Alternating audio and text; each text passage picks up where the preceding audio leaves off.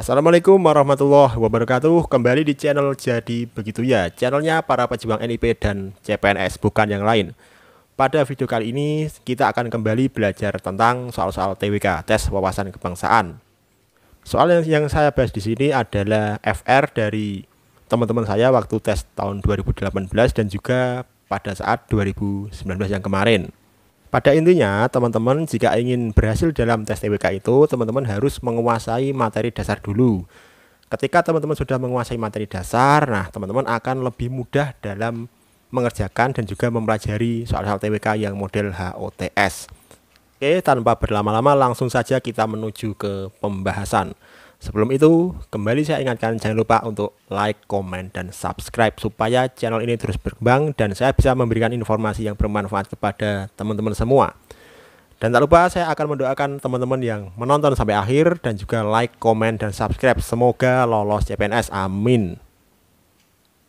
Soal yang pertama, Konstitusi Republik Indonesia Serikat berlaku dalam periode waktu antara A. 18 Agustus 1946 sampai dengan 17 Agustus 1947, B. 15 Oktober 1946 sampai dengan 26 Desember 1947, C. 10 November 1946 sampai dengan 27 Desember 1949, D. 5 Juli 1947 sampai dengan 17 Agustus 1950, dan E.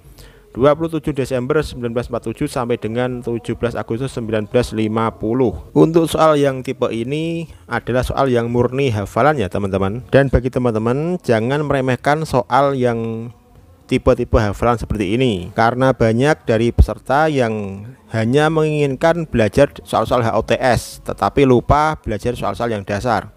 Padahal soal-soal dan materi dasar itu adalah pondasi bagi teman-teman untuk belajar soal-soal HOTS. Dan jawabannya adalah E. 27 Desember 1947 sampai dengan 17 Agustus 1950.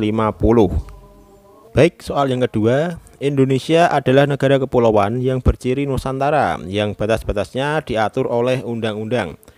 Batas Indonesia yang paling utara adalah titik-titik. A. Halmahera, B. Miangas, C. Pulau W, D. Pulau Rote, E. Gorontalo. Soal ini juga termasuk soal hafalan. Meskipun ini soal hafalan, teman-teman jangan meremehkan soal ini dalam belajar, karena soal-soal hafalan ini adalah dasar bagi teman-teman untuk menghadapi soal yang model HOTS. Jawabannya adalah Pulau Miangas. Batas Indonesia yang paling utara terletak di sebelah utara Pulau Sulawesi. Sebagai info tambahan, batas wilayah Indonesia itu adalah sebagai berikut. Sebelah barat itu adalah Pulau W, terletak di sebelah barat Pulau Sumatera dan termasuk dalam Provinsi Nangro Aceh Darussalam. Sebelah utara adalah Pulau Miangas. Sebelah timur adalah Merauke, terletak itu adalah kota di Provinsi Papua.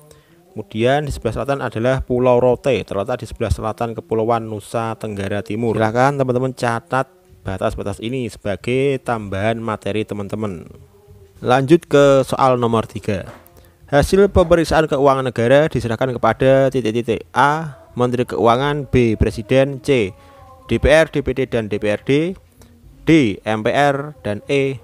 BPK. Nah, jika teman-teman menghafalkan dan memahami pasal-pasal UUD 45, teman-teman akan bisa menemukan materi ini, yaitu pada pasal 23E, di mana pada pasal 23E ayat 2 berbunyi hasil pemeriksaan keuangan negara diserahkan kepada DPR, DPD, dan DPRD. Itulah kenapa pada video yang sebelumnya, pada video yang trik cara menghafalkan UUD 45, saya menekankan kepada teman-teman untuk mempelajari dan menghafalkan pasal-pasal UUD.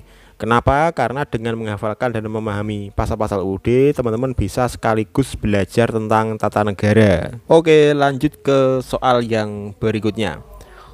Komisi-komisi dalam DPR merupakan bagian dari alat kelengkapan DPR yang bersifat tetap. Adapun yang termasuk sebagai alat kelengkapan DPR yang bersifat sementara adalah titik-titik. A. Panitia Anggaran, B. Dewan Kehormatan, C. Badan Legislasi, D. Badan Musyawarah, dan E. Badan Kerjasama Antar Parlemen. Nah, DPR itu selain punya alat kelengkapan yang bersifat tetap, juga punya alat kelengkapan yang bersifat sementara. Alat kelengkapan DPR yang bersifat sementara itu ada 3, yaitu pertama Dewan Kehormatan, kedua Panitia Kerja, dan yang ketiga adalah Panitia Khusus. Jadi jawabannya adalah B, Dewan Kehormatan. Oke, kita lanjut ke soal yang berikutnya. Pada masa penjajahan kolonial Belanda, rakyat Indonesia dipaksa kerja rodi membuat jalan sepanjang 1000 km dari Anyer sampai dengan Penarukan. Ini terjadi ketika Belanda dipimpin oleh A. Peter Booth, B. J.P. Koen, C. Van den Bosch, D. E. Maskam, dan E. Herman Willem Daendels. Nah, sebelum jawab, kita akan membahas satu persatu dulu. Siapakah tokoh-tokoh ini? A. Peter Booth, dia ini adalah Gubernur Jenderal pertama VOC. Kemudian yang B. J.P. Koen, dia juga seorang Gubernur Jenderal VOC. Jadi dia bukan pemimpin kolonial Belanda di Indonesia. Ingat, VOC itu beda dengan pemerintah kolonial Belanda ya. Kemudian yang C, dia ini pemimpin kolonial Belanda juga di Indonesia, tetapi dia ini bukan pencetus kerja rodi, dia ini pencetus tanam paksa. Kemudian yang D, E. Maskam, ini saya tidak tahu ini siapa, tapi yang jelas ini bukan. Kemudian yang E, Herman Willem Daendels. Nah, ini jawabannya adalah E, Herman Willem Daendels. Dia ini yang mencetuskan kerja rodi, di mana saat itu rakyat dipaksa membangun jalan sepanjang 1000 km dari Anyer sampai Penarukan. Tujuannya apa? Tujuannya untuk memudahkan transportasi pada waktu itu. Oke, lanjut ke soal yang berikutnya. Setiap bangsa memerlukan ideologi dalam setiap aspek kehidupan bernegara. Oleh karenanya, ideologi sangat menentukan keberadaan suatu bangsa dan negara. Ideologi bagi suatu bangsa dan negara mempunyai fungsi yang sangat penting. Salah satunya adalah orientasi dasar. Fungsi ideologi sebagai orientasi dasar berperan untuk titik-titik. A. Memahami dan menginterpretasikan segala yang terjadi di dunia. B. Membuka wawasan sehingga dapat memberikan makna dan menunjukkan tujuan yang hendak dicapai dalam kehidupan. C. Memberikan norma untuk dijadikan pegangan dalam menjalankan kehidupan. D. Memberikan jalan masyarakat untuk menemukan identitasnya. Dan E. Memberikan pendidikan agar masyarakat mengikuti norma yang berlaku. Di sini kita lihat fungsi ideologi sebagai orientasi dasar. Kalau kita ingat pada waktu SMP dan SMA, saat kita pertama kali masuk sebagai siswa baru, kita diwajibkan mengikuti kegiatan orientasi sekolah. Nah, di situ kita diperkenalkan tentang sekolah kita diberi wawasan tentang sekolah kita. Nah, jadi jawabannya adalah B. Membuka wawasan sehingga dapat memberikan makna dan menunjukkan tujuan yang hendak dicapai dalam kehidupan. Soal yang berikutnya, Pancasila ialah sebagai dasar negara yang sering disebut dasar falsafah negara atau filosofis Grundslag atau dasar filsafat negara dan juga ideologi negara. Pancasila mempunyai fungsi dan kedudukan yang penting bagi Indonesia. Kedudukan Pancasila sebagai dasar negara berarti titik-titik. A. Pancasila dibuat untuk memenuhi persyaratan pembentukan suatu negara. B. Pancasila merupakan alat untuk mencapai cita-cita bangsa. C. Pembentukan Pancasila melalui proses yang panjang. D. Pancasila merupakan hasil perundingan para tokoh bangsa. Dan E. Pancasila dijadikan dasar atau fondasi untuk menjalankan pemerintahan di Indonesia. Soal model ini tidak perlu dihafal, ini bukan model soal hafalan. Soal ini bisa dinalar atau dilogika.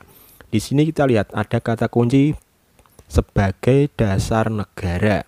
Nah, dari kelima opsi ini yang menunjukkan kata-kata dasar adalah opsi yang betul, yang E. Pancasila dijadikan dasar atau fondasi untuk menjalankan pemerintahan di Indonesia. Jadi untuk soal model ini tidak perlu dihafal, cukup bisa dilogika dan dinalar ya teman-teman. Nah, demikian tadi pembahasan soal TWK kita pada video kali ini. Dan masih banyak soal-soal yang akan saya bahas di channel Jadi Begitu Ya. Untuk itu, jangan lupa untuk like, komen, dan subscribe supaya channel ini terus berkembang dan saya akan terus bersemangat memberikan informasi bagi teman-teman semua. Dan bagi teman-teman yang ingin join grup Telegram kita, silahkan join grup belajar gratis persiapan CPNS 2021. Linknya ada di kolom deskripsi. Silahkan langsung saja join, semuanya gratis. Sekian dulu dari saya. Apabila ada salah kata, saya mohon maaf yang sebesar-besarnya. Wassalamualaikum warahmatullahi wabarakatuh. Dan tetap semangat.